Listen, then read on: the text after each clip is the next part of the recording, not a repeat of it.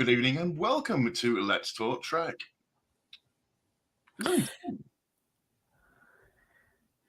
Yeah, so it's just me and Dan tonight. Both James and Carl, curiously, had appointments at the VD clinic, but there we go. We were strange how that works. so how are we to be described? The UK's number one Sunday night, 9 o'clock, Star Trek based, occasionally talking about show. I think that's probably. I think so. I think light entertainment. Yes. We don't get in depth on this show. It's I think your microwave just dinged. That's when have you been on those websites where you get a tip? It pings up now. Yeah. Yes. It's just telling me that the show started, just in case I forget.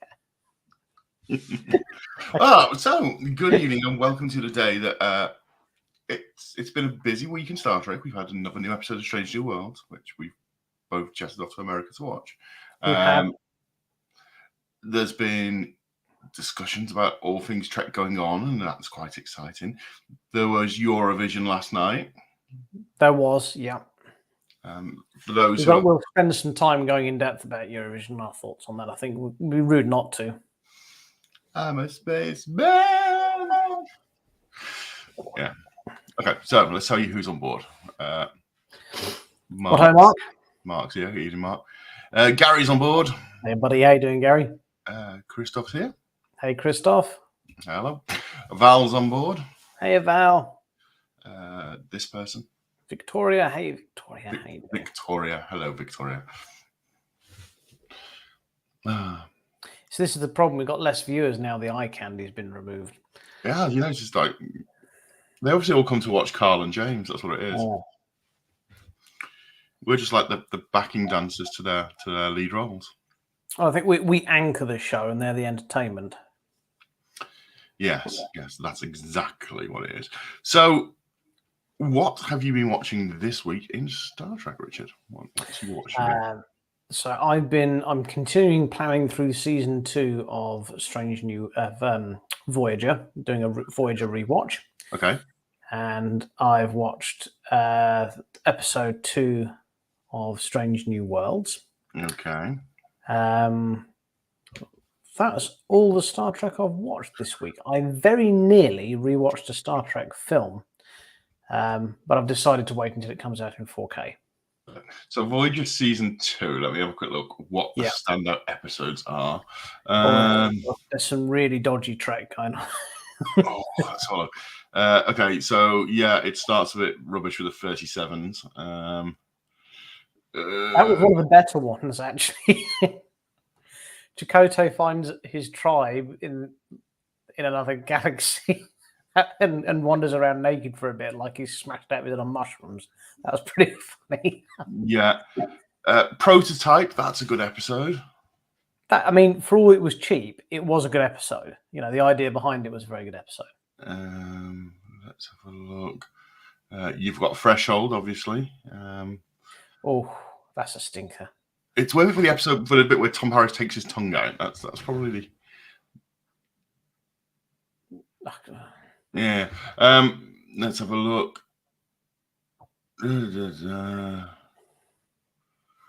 Dreadnought is all right. Hey, Nadim. How you doing, buddy? Christoph is saying, just name the cats, James and Carl. Yes, well, there you are. There's James behind me. True. What, Homu? Hey, you have Tuvix, of course.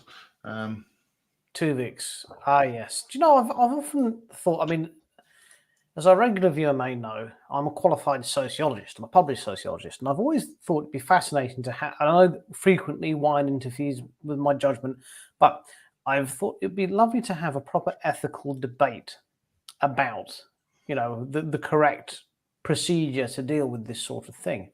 Let's face it, in a universe where anything's possible in the future, accidents such as these may occur, and you would have to have a decision to make. And it's so if you were to, I'm not saying there's a right or a wrong answer, But what would be interesting is who would you want on the table to debate it? Who would be deciding it? Who would you want on the committee?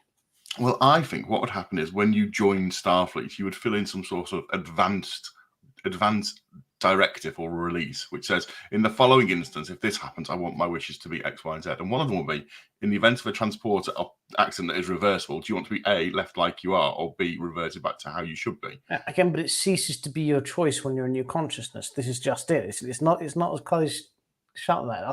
I think you need a predefined committee. I mean, I think you'd have to have. You need logic. So you need a Vulcan. You need a Vulcan. So there's got to be a Vulcan on it. So I'd like to go for. It's quite a nasty cause. So it's T'Pol. Let's have T'Pol. She could be on the committee. She's quite ruthless. You'd want someone who's just going to get the job done. You want Jellicoe, Captain Jellicoe. You want him on the committee. Or Shelby. Possibly Shelby. You probably would have to have Janeway because she's got a bit of experience with it. Ethics committee. I think you've got to have someone who's a bit wishy-washy. So you'd have to have Troy on there, wouldn't you?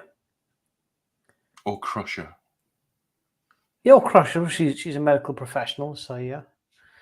But ultimately, I don't want to spark controversy this early in the show, but obviously Janeway made the right decision because the needs of the many always outweigh the needs of the few.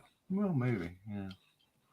Interesting. Maybe we should have a proper debate about this someday. We'll round table it and properly do this.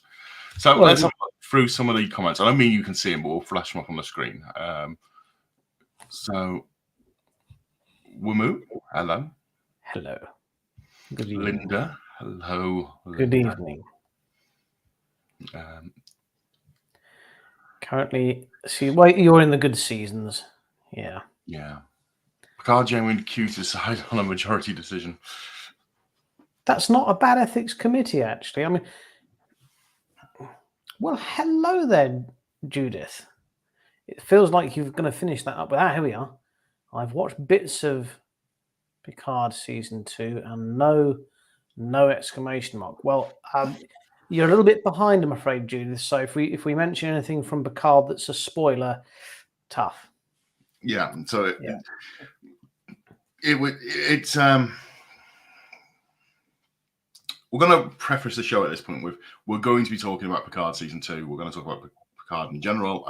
We're going to talk about Strange New Worlds, probably Prodigy. And if you've not seen any of these, there may be spoilers in the show. So yeah. Let's have a look. Nurse. Oh yes, Nurse says Howell would be a very good member of the ethics committee. I think that'd be very good. I will not have my Borg watered down into big fluffy puppies with bad hair days. See Descent episode 1 and 2. Right. So my viewing this week, I decided obviously I'd been a terrible human being. So I went back to Enterprise season 1. Strong opening episode. Yeah, goes to hell then.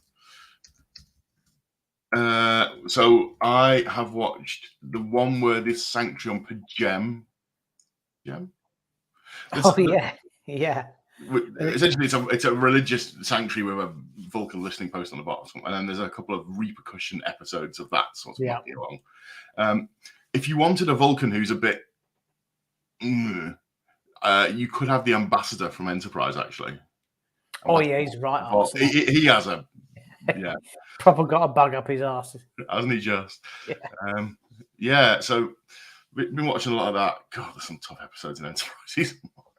I'm a big fan of Enterprise. Full stop. I think it's a good show on the whole. I like it. I think it's good. Great minds think alike. Nazim's also been watching it, and it's the first time we see Shran. It is indeed. It is the legend that is Jeff Coombs. Friend of the show, Jeff Coombs. Okay, I'm going to put this out there because we're obviously two hosts down, so we're going to have to make some content up.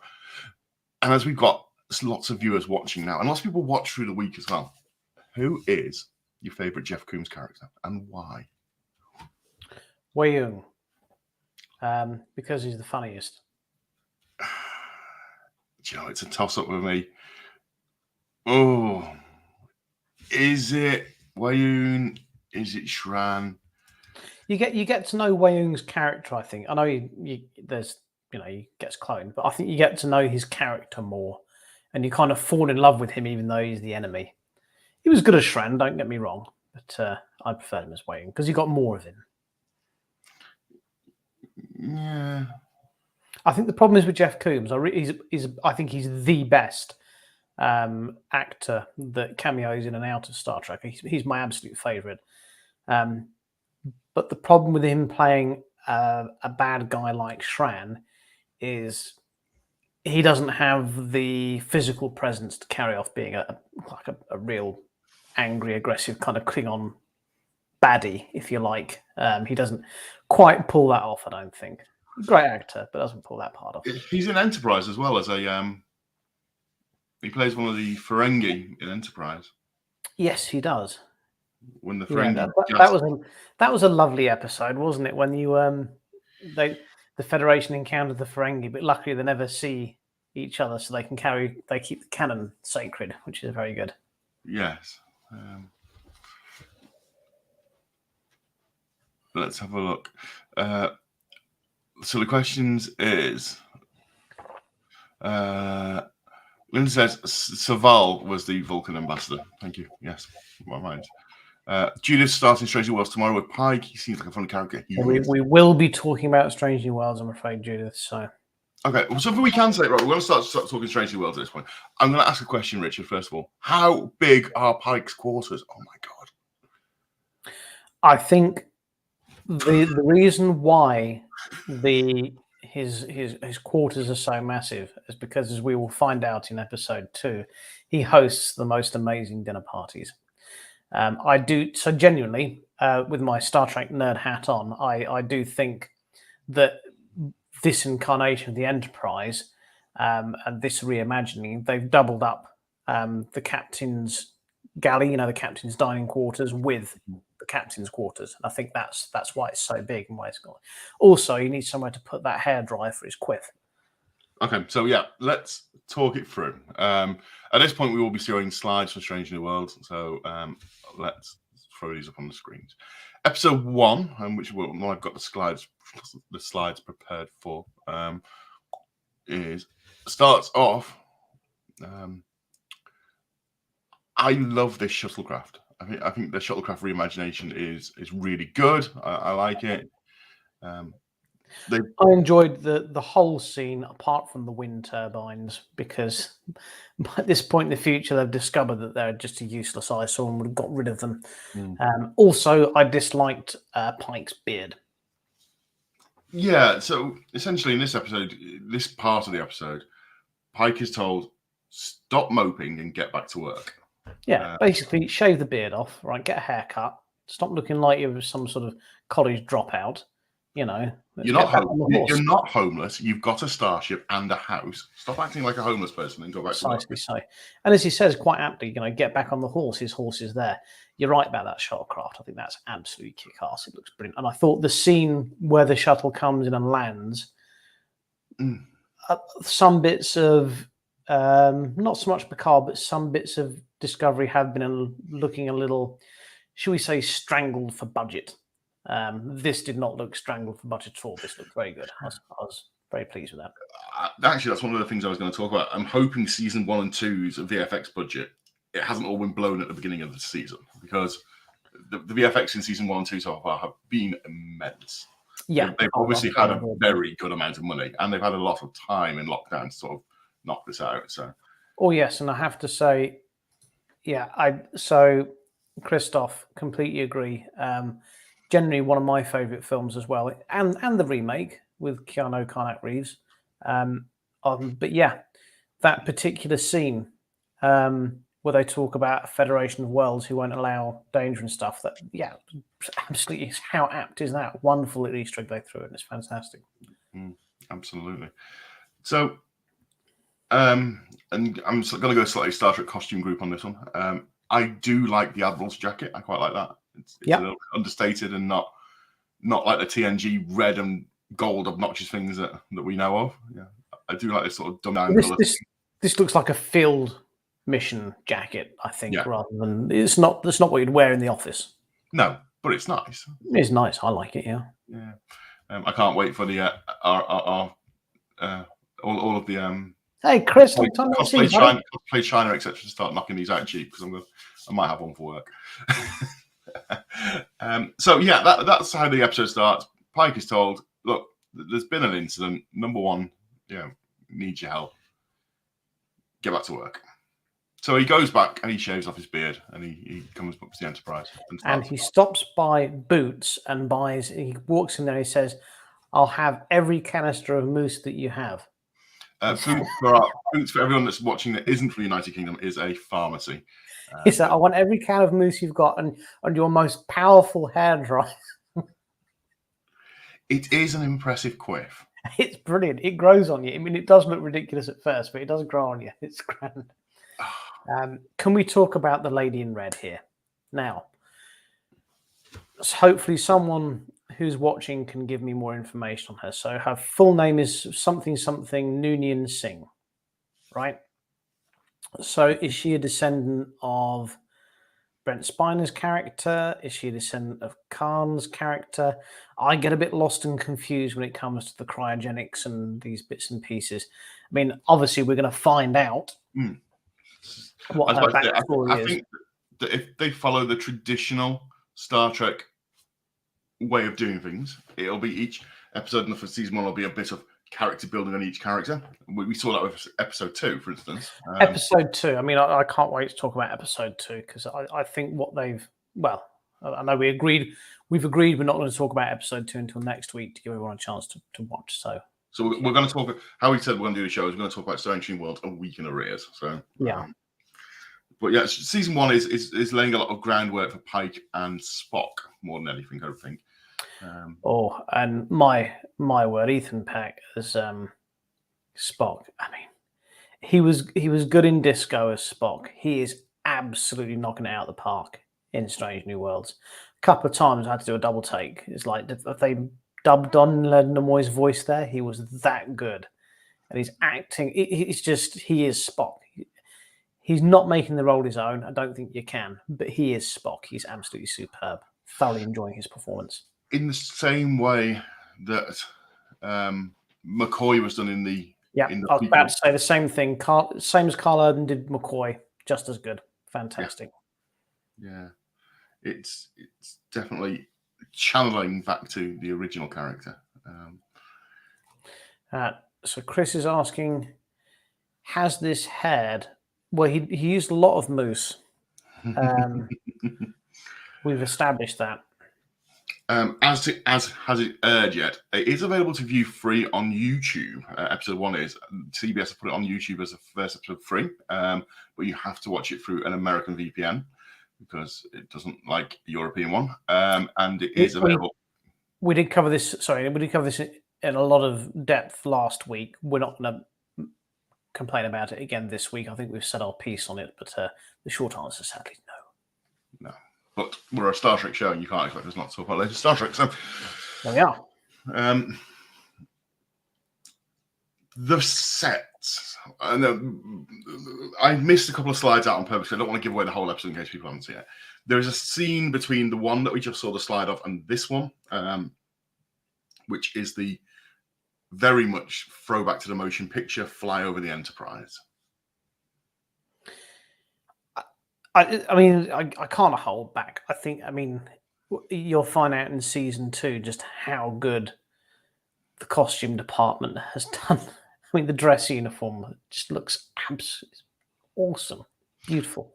You won't find that until next season, but this season, you're right. The sets, how I genuinely. So if anyone follows football, you've been watching. Very lucky for the past 3 years to see Liverpool and Manchester City have been pushing each other. And if you're a football fan, no matter who you support, you're reaping the benefits of watching the best football ever because they're pushing each other. I think what Disney did when they came along and they did The Mandalorian is they've kind of pushed the gauntlet and they've said, right, go on then, let's see what Star Trek can do. Discovery fell well short. There's no two ways about it. But in terms of production, A Strange New Worlds is again destroying it. The sets look fantastic. The CGI looks amazing. The costumes look incredible. It's just they've got it so right. It just looks. I just can't speak highly enough about it. Yeah, there's this scene where the shuttle comes in to land on the Enterprise, and it's that traditional shuttle up to the Enterprise and over the front of the saucer view, and amazing. And I'm very fortunate. I own a very nice television, and I got to watch it in very good resolution, and it was immense. It really was. It was just like mind-blowingly good. And if you're lucky enough to have seen the motion picture in the 4K remaster, that scene is really good as well. Yeah. But you're right. Things like Mandalorian and things like the upcoming Obi-Wan series are just going to push Star Trek, which is then going to push Disney to do next better. And it's the one-upmanship is going to make it just a better viewing experience for all of us. So. We always try and achieve balance in this show, and it's me. I tend not focus on the negative things, but I do like to try and come up with things I think they could do better. And I'm afraid I've come up short with Strange New Worlds. It's brilliant, but Christoph's made a point I'd like to throw in here. He didn't like the opening scene, and his opinion that Trek could do without the romance stroke bed stuff. Maybe the students isn't this. So the opening scene of Strange New Worlds was a lady who was asleep on a bed. We're given the impression that they've been having some consensual bed wrestling, and Pike's making pancakes. Does Trek need that? I think it does. I think one of the things that sold the original series was that the captain was a bit of a cad and a bounder. That did adhere to his charm. One thing Pike's putting off is that he's very charming and he is very funny. And I think, he's got to fill the role of captain and of horny Riker. So I thought it was well placed. Now, it's interesting you talk about this scene where he's making breakfast. My mind instantly went back to Generations, where Me too. Kirk's making omelets, and he's what was the name of the girl upstairs? I can't remember her name, but she's waiting upstairs for him, and he's going to go in there and say, I think I'm leaving Starfleet. And he was like, "This is the whole debate that at this point Pike's having." I think it was deliberate. I think it was homage to that scene. I think it was written for that, and I thought it was done very well. Sorry, Christoph, I love you, but we're going to have to agree to disagree on that. I thought it was a good scene, and I enjoyed it. Christoph also says, in the US and a few of us where you are now, yes, and the UK, P Plus starts on June 22nd with countries by the end of the year. The rest of the world gets to wait. I will, of course, be subscribing to P Plus. If you've got Sky TV in the UK, you'll be getting Sky TV with movies. I think you get P Plus for free. Alternatively, it will be a subscription-based service, and we'll bring you all the details on that as we get more details coming in. They have been on with us on email this week, so we should know more on that next week. So. It will also definitely be coming out on Roku, so if you don't own a Roku device, you should probably buy at least 5 of them. Yeah, and P Plus as well will also have an Amazon app to use through the Amazon Fire Stick. Christopher, again, I just hope they haven't spent too much on production value again. The stories were a tiny bit oversimplified, but maybe that's on purpose. I think it is, because you're trying to... Yeah. The whole... Although there has been references, and there is, and you'll find this, and I'm hoping... Richard said that we've not got many gripes like this. We haven't. We've both had a chat with this. There's not a lot of gripes with Strange New Worlds. There has been, each episode, a throwback to a certain scene in Discovery. And I'm hoping that doesn't happen every episode. I'm hoping there isn't that 5-minute wrestle with that scene every week. I think talking about oversimplification of storylines and something. So I'm now, a couple of weeks ago, I've started now. I think this is my 5th entire rewatch of the television series known as Frasier. And you watch an episode of Frasier and it finishes, and you can't believe how much they've crammed into 20 minutes. It's just astonishing. You've got all that story out of just 20 minutes. That's the feeling I'm getting from Discovery. They seem to have, as much as it might seem oversimplified, they seem to be cramming an awful lot into just 1 hour. Strange New Worlds. Strange New Worlds. When it comes in, when you think, wow, was that only an hour? They've done well. You know, for me, I think, and that's what it's feeling like to me. Absolutely. I mean, this is, and we've had the debate before. If you had to introduce someone to Star Trek, and you had to say somebody, it's an age-old debate in the Star Trek community. I've got a friend, a family. I'm starting to see somebody, and I need to get them into Star Trek who isn't into it. What's a good episode to break them in with? Do you know what? If Strange New Worlds carries on the way it's going, if it does, this could be the ideal season to break somebody into Star Trek with. So back in the day, you know, because we've been into Star Trek before, it was cool to be into Star Trek. Certainly when I was at university, so this would be 1999, I think. Yeah, it was the last season of Deep Space Nine. We'll share a flat with my flatmates, another in Star Trek, and Saturday night, I think BBC One feature film for the bank holiday was First Contact. And we all watched First Contact. And a few of them said, oh, yeah, actually, that wasn't too bad. I quite enjoyed that. And I had on VHS The Best of Both Worlds, parts 1 and 2. So after that, we then put on The Best of Both Worlds, part 1 and 2. All of them, none of them were Trekkies, none of them were Star Trek. They're all kind of too cool for that. All of them said they enjoyed the two-parter Best of Both Worlds more than they did the film First Contact. We had been drinking by then, but genuinely, and a couple of them did start watching more episodes of TNG and Deep Space Nine and stuff after watching that. So, for me personally, if I was to say what's going to get your friends into Star Trek, it'd have to be Best of Both Worlds, parts 1 and 2. Linda says she loves the nods to other seasons of movies. Katie brings up an interesting point. It helps a lot that as time has gone on and certain technologies become more widely used, the cost for such has come down, and that more people who are skilled in these things are able to work in movies and TV. And we are seeing the benefits of the focus on technology that the sort of the world has had in the last sort of since we went to uni, the last 20 years or so. You know, people are better at it. The problem is the bar's been raised so high now by Disney. I mean, I think it was something like a good 90% of The Mandalorian and the Book of Boba Fett was shot in front of massive OLED screens, you know.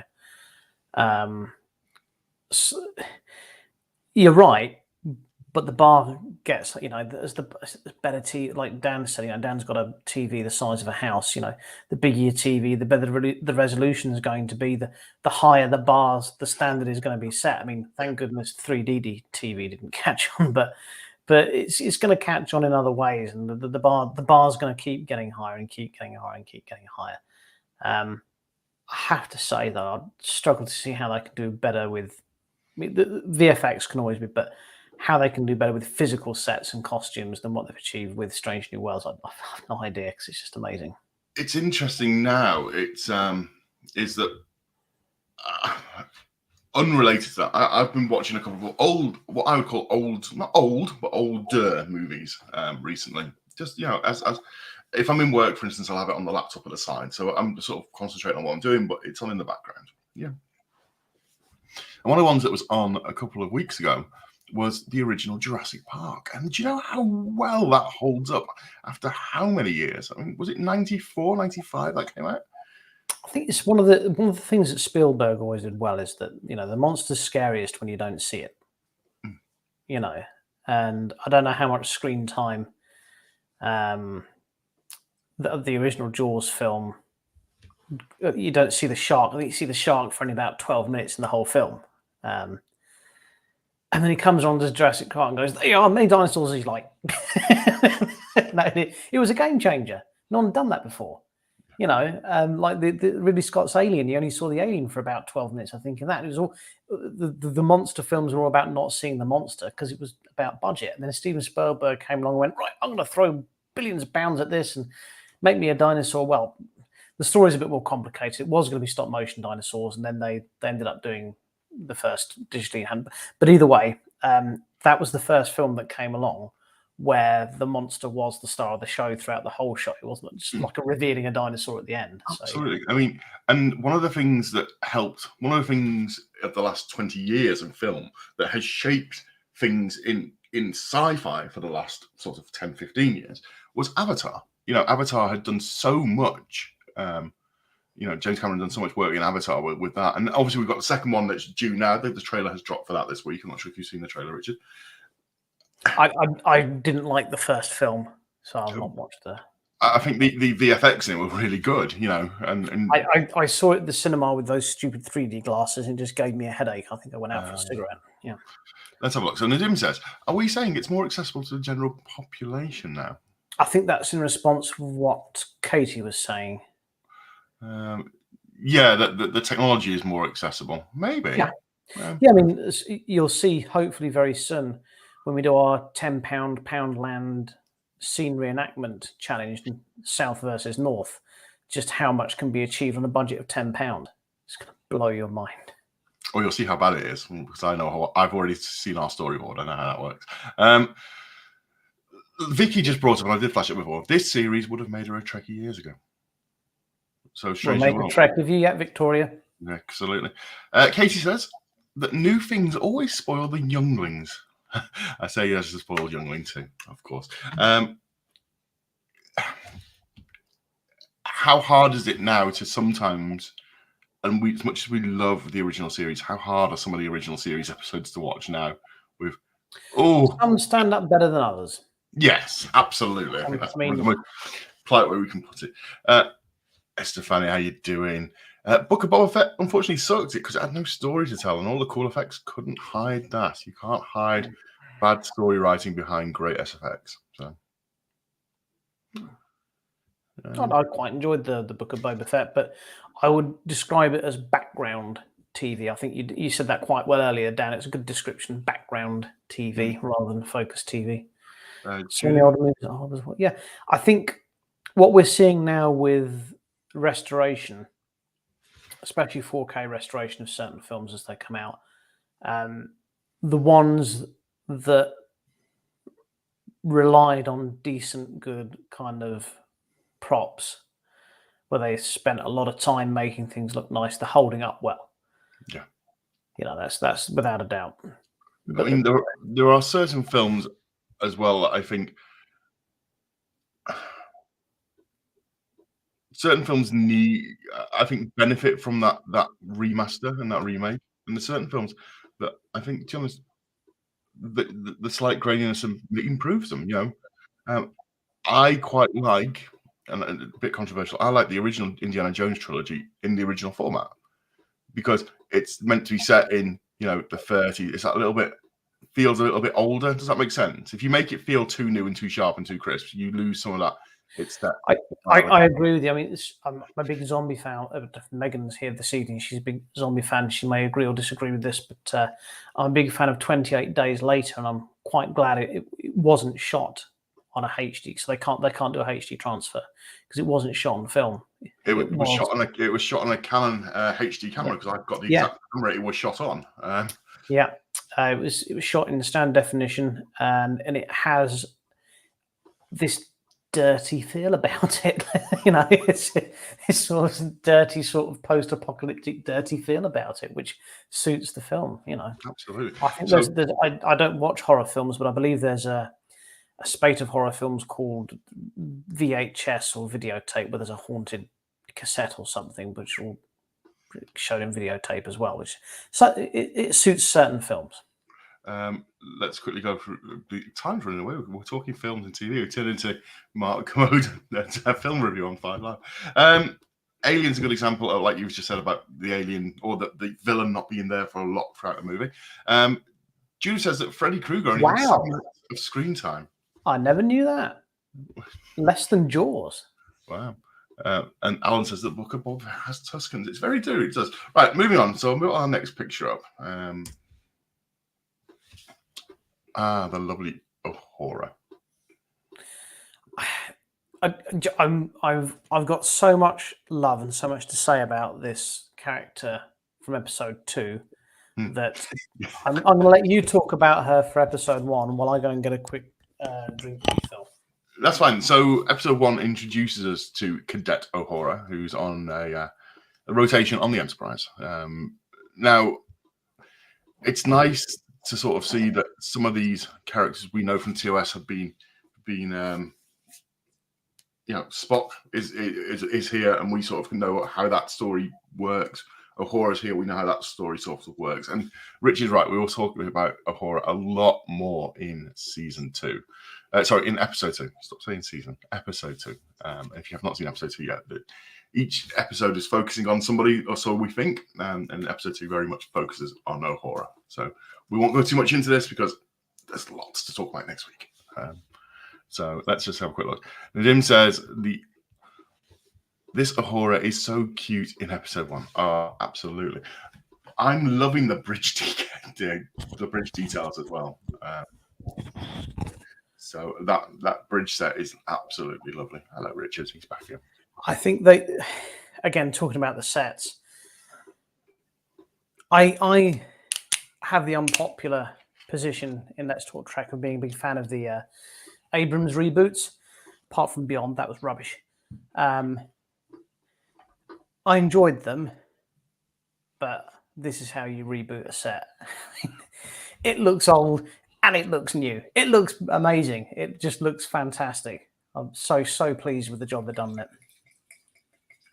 Yeah, absolutely. Phenomenal work. So let's move on. To Pring. To Pal. To Pal? To Pring? Oh, you got me thinking now. Who is it? To Pring or to Pal? It's got to be to Pring, isn't it? You can't stop to Pringle. Spock's wife. Spock's partner. Yep. It's nice to see that sort of background of Spock, and because obviously we know about Spock's partner from TOS. Query. Sure. More beautiful than T'Pol?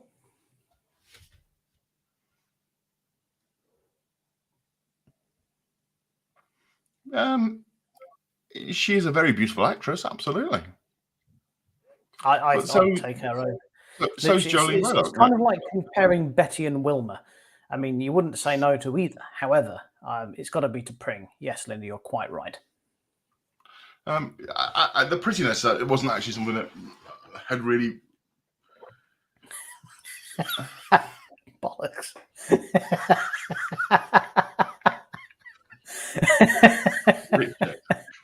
Puts me in a position. Yes, lovely, very attractive actress, and I'm hoping we see more of her throughout the thing. She played. So I'm just jumping with a bit of seriousness. I promise not for too long.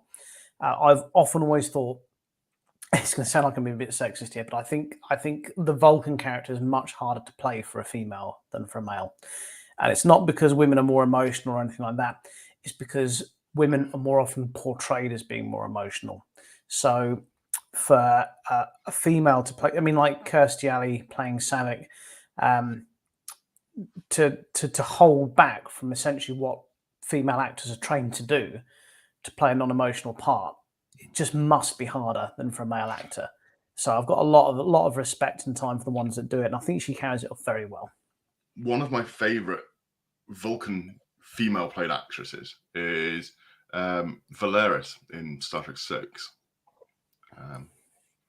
who is obviously not fully Vulcan, but yeah. Oh, that's right. She's a little bit Romulan, isn't she? Yeah. But yeah, she plays that very well. But yeah. I think it's just a much harder character to play. There was a line that she says in this episode when Pike says something like, "Spock, are you naked?" And then she just pipes in her background, "He's about to be." Well, not yet, or he was going to be, something along the lines. Yeah. Hey, rip though, isn't it? Coy's been eating his Weetabix. That seems his shirt. My word. Yeah. That's right. Maybe it's hard for the I think you're right. To try and make a Vulcan character interesting, I mean, that's really difficult to do, yeah.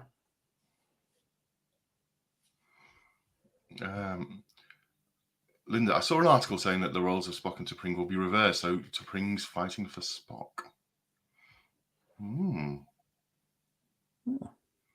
Maybe. She doesn't look like she's got the arms for it for me. But, okay. Let's do Prison Break. Let's do. This is okay. So this is. Let's do fight scenes. Let's break down the fight scenes. So I could spend the whole. I'm not spoiling anymore. This is the last slide off this episode. So I could talk for an entire hour about how well they've done this fight scene compared to, let's say, Discovery fight scenes. One of the things that's been bugging, it's not just Discovery, a lot of shows at the moment, especially the CS Arrowverse shows, where you've got a female character who's a very good actress, and she's a superhero essentially with no powers, and somehow she's able to kind of knock out, a 13-stone mercenary with one punch, and it just gets boring time after time after time, and it looks boring. It looks stupid. It doesn't look believable. It looks a bit silly, and it's quite lazy, if I'm honest with you. Do a similar thing in Discovery. This, you have people throwing proper martial arts moves, and thank you so much for not doing Krav Maga, because we've seen that ever since the Bourne films. We're bored of that, okay? So they threw in some proper traditional kung fu moves in here. Not Kirk Fu, which would have been better, but some proper traditional kung fu. So rewatch this fight scene a couple of times. You'll enjoy it. Now, I haven't got a slide of the bit I actually enjoyed, which was the bit where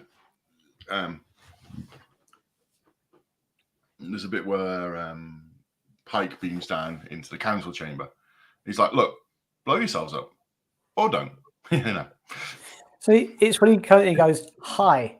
So this reminds me of the time when I woke up in a hedge. Have we got time for this? We've got to. So sure, yeah, go on. So many years ago, I lived relatively close to a train station. I got a train home from the local nightclub, and I was a bit worse for wear. And I didn't make it all the way home. And the park I walked through, there was a hedge, and I just thought, well, that'll do. I took a run up and I jumped in the hedge and passed out. And then I woke up the next morning, and some children had, not knowing I was in the hedge, had set up jumpers for goalposts and were playing football against it, and unbeknownly hitting me with a ball. So I sort of shouted at them. They went off, and I couldn't get out the hedge the same side I got in, and the other side of the hedge was this bowling green. And so I sort of just rolled out the hedge and just appeared on this bowling green, and all these old deers are playing balls. So I just went, hi, just like Pike, but I didn't stick around. I just ran. I just literally ran and took off home, suitably ashamed.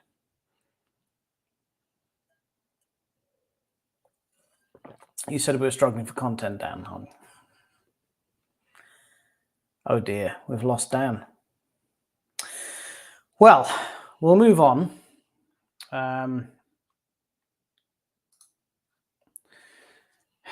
This week, we've been very, very fortunate because there's been so much Star Trek that's been wonderful. We can't talk about episode 2 of Strange New Worlds. We can't finish talking about episode 1 of Strange New Worlds because Dan wanted to talk about that, and sadly he's back. Sorry about that. It turned out that my internet decided to fall over. So what was you saying? Something about Bowling Green. I don't know. Yeah, I heard that bit. Yeah, but we were just moving on to your final slide that you wanted to say about. Oh, I think that's all the slides I've got. Oh, was it? Oh, yeah. What was the final one? We just on the fight scene. You said you had one more slide. Oh no. So I don't want to put any more spoilers up, so I haven't included any more spoilers. There are some great scenes in this episode where Chapel is doing is an expert in disguises. That cracked me up, especially. Oh, Spock's scene is hilarious. Yeah, and again into episode 2 as well. Chapel is amazing. I'm loving Chapel so far. So I think Nurse Chapel is going to be one of these characters that's going to sort of creep along quietly in the background, then suddenly have her own story explode, I think. Yeah. Gary says he just checked IMDb and Pring is in more episodes than the rest of the cast. So what, more than our friend of the show, Anson Mount? Interesting. The day I woke up in a rose bush. Good times. We've all done that. Yes. Or a Jennifer Bush. So, Richard, and now we're coming towards the end of our time, and not a James ridiculous number that doesn't work on the scale. Objectively, how would you rate this out of 10, episode 1? Episode 1 of Strange New Worlds, I would genuinely rate a 10 out of 10. We've got, in other Star Trek news, we've got the news that a new series of the Orville is going to be landing this year. And I mean this as a highest compliment. I watched this and I thought, brilliant. I'm watching the Orville, but I'm watching what the Orville should be if it was Star Trek. I love the Orville. This was better than the Orville. I can't no two bones about it. I think I loved everything about it. Absolutely everything. I tried to find something I don't like about it. Can't. Really enjoyed it. Yeah. I would also give it, I'd probably give it a solid 9. There's just two small things that ruined it for me. Firstly, and this is not a fault of the episode, this is a fault of CBS. CBS should have released this around the world. And I think the fact that we are having to do this way. Oh, you're marking it down for that? I'm going to mark it down for that, which slightly tarnished my enjoyment of the episode, knowing that how we'd had to watch it. That irks me personally. It's the stupidity of the situation, isn't it? Yeah. And the other half a point lost is for ridiculous windmills. They didn't need to be there. No, look, these stupid windmills don't produce enough electricity to actually justify them being built. The future is in hydroelectrics. Anyone will, but whatever. Apparently, they make you look like you're doing the right thing, which is what we do these days. Or a wacky big nuclear power plant. Right. No, nuclear power's fine. Gary says you give it 50. Judith says Orville's hilarious, but then Nadim says that the Orville is pish. Oh, Nadim, you're wrong. You're wrong on so many. Nadim, next convention, we will sit down with a beer and we will discuss why you're wrong on that one. We will. Right. So now we need to talk about the other bit of space news this week. Yes. Have you seen the? No, not that. No, the inertial railgun launcher that shot a GoPro into space. Yes, oh, mate, that is awesome. Do you know how it?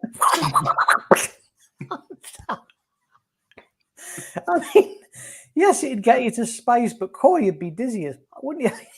Apparently, it would kill you if you were a human. Oh, shit. But yeah, as a cheap delivery system for satellites and stuff. Yeah, it's absolutely incredible. It's getting the payloads into space. It can, it's anything that's not. The physics of getting stuff to space. We won't go into it a huge amount because we're not space scientists. But the biggest problem is the safety aspect and the cost. Mm-hmm. So if you can shove stuff into space using something like a rail launcher that it's just powered by electricity, theoretically powered by a perfectly safe and green nuclear power station, you've got a much safer way of getting your gear into space. Not astronauts, because you're not going to get any astronaut to do that. But that was quite incredible. Yeah, absolutely. So let's have a look. Screw the other methods. The future is fungus power. Well, maybe. Judy says the first image from the James Webb Telescope is out and is incredible. Richard loves the Orville. Richard, we love you too. Wise gentleman, Richard. Right, Richard. My Richard. Let's talk about it. Okay, right. So I'm well into Eurovision. Can't get enough Eurovision. Love Eurovision. I love to sit down and get shit-faced and watch the lunacy unfold.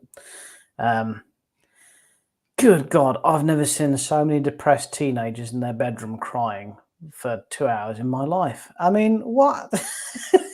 Just come on. Firstly, we'd like to before Richard rants about it, we would like to say a very big congratulations to Ukraine for winning. Yeah, oh, absolutely. Yeah. Yeah, that's what Eurovision is about. And we are absolutely baffled that the United Kingdom, I mean, our act was obviously amazing, but we're baffled that the rest of the world deemed us eligible to become second when normally we're at the bottom.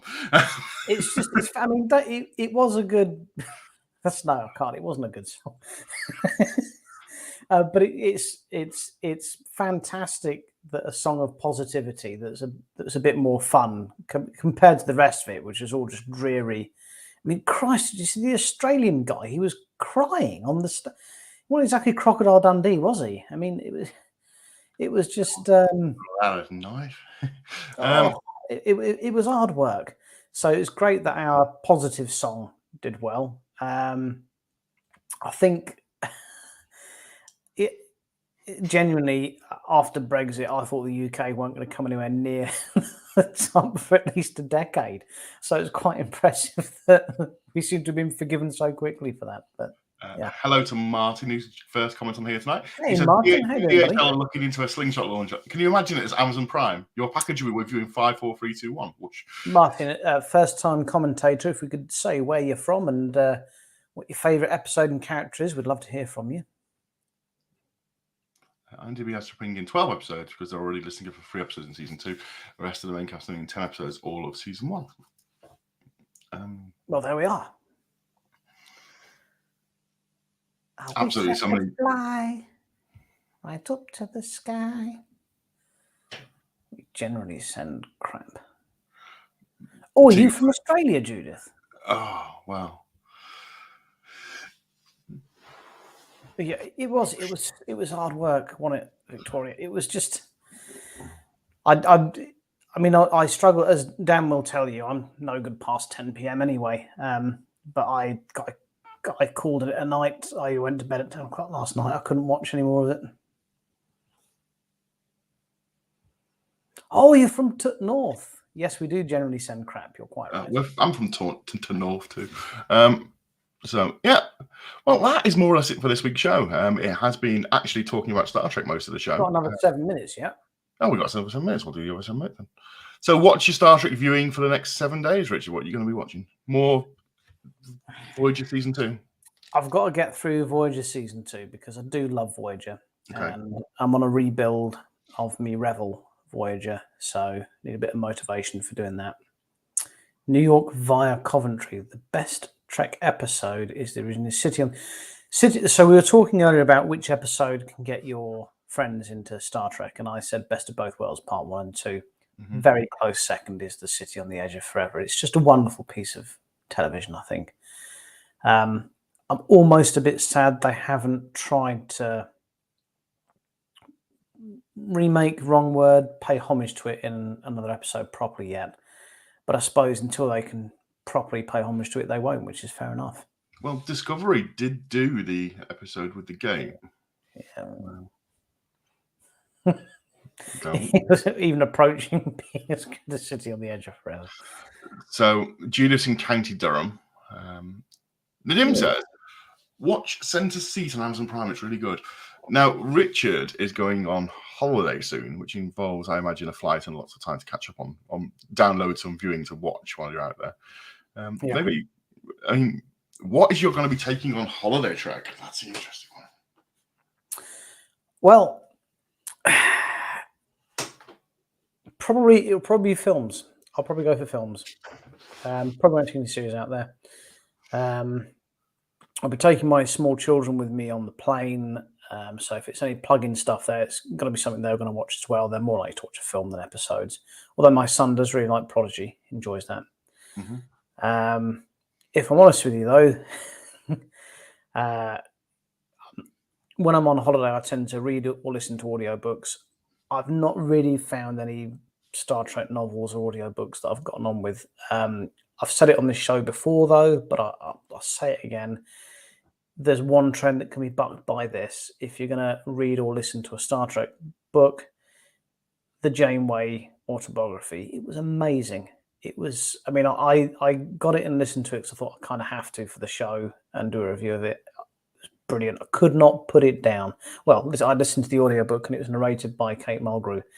And it was just absolutely fantastic. So if you're jetting off on your holidays this year, you need something to read or listen to on Audible, you've got an Audible credit to spend, get the January autobiography. It's absolutely incredible. I thoroughly enjoyed it. Let's have a look. Richard said you really liked the episode of Terry Gar and Gary Seven. Absolutely. Vicky's right. I saw the news on this week. Space Force has been cancelled. There will be no season 3. Oh, no. I really like Space Force. I enjoyed Space Force as well. I thought the last season was better than the first season. Yep. Oh, isn't it? I really like that. So people are now having to disappear. So Final Fantasy 14 Guild is on mic in Discord. I have no idea what that means. Assignment Earth. Yes, a great episode. Yeah. And plays in with Picard. So, yeah. Absolutely. So that is more or less it for the show this week. Thank you so much for watching. Next week, you've got another 5 minutes yet. That's more or less it for this week. We're going to scoot. Thank you so much for watching. Next week it should be a full contingent of us back again, hopefully. Yeah. So thank you so much. As always, keep safe this week. Just before we go, if you're watching the show and you've enjoyed it, if you could give us a thumbs up or a heart emoji, we'd really, really appreciate it. It helps our engagement figures, yes. So if you could do that before you go, we'd really appreciate it. And look after yourselves and each other. Absolutely. So, bye-bye.